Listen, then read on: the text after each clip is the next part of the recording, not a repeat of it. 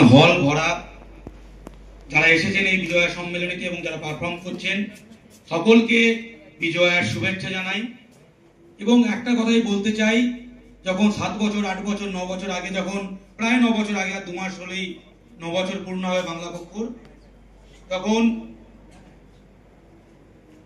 যখন বাংলা পক্ষ শুরু হয় তখন শিল্পের কোনো ভাষা হয় না।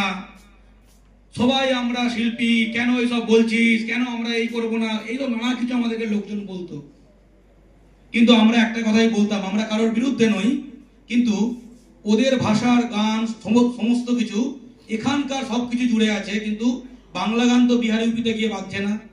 আমাদের উৎসব, আমাদের সংস্কৃতি ওরা তো পালন করছে না। আমরা সকলকে আপন করে নিচ্ছে, করতে করতে আমাদের ওপর চেপে বসছে।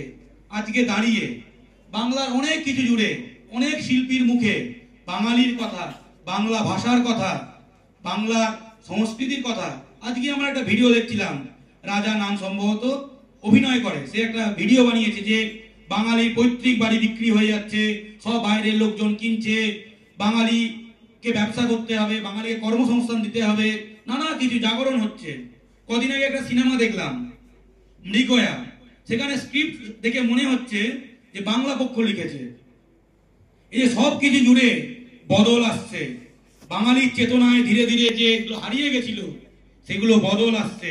বাংলা ভাষাকে কেন্দ্র করে বাঙালি জেগে উঠছে, বাঙালি সংস্কৃতি নিয়ে বাঙালি সচেতন হচ্ছে। এবং বাংলা শিল্পী পক্ষের হাত ধরে আইপিটি এর মতো, যেমন পিপুলস থিয়েটার অ্যাসোসিয়েশন যেভাবে বাংলা জুড়ে আলোড়ন সৃষ্টি করেছিল, স্বনামধন্য শিল্পীরা নানা রকম গান বেঁধেছিলেন এই সমাজের জন্য। বাংলা শিল্পী পক্ষ ছড়িয়ে পড়ুক, গণসঙ্গীত তৈরি হোক, নানা কিছু তৈরি হোক এবং বাঙালি শিল্পীরা এক হোক।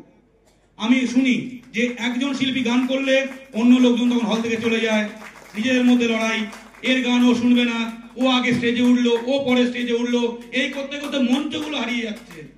তাই প্রতিটা শিল্পীরও বাঙালিদের এক হতে হবে, মানে প্রতিটা শিল্পীকেও এক হতে হবে।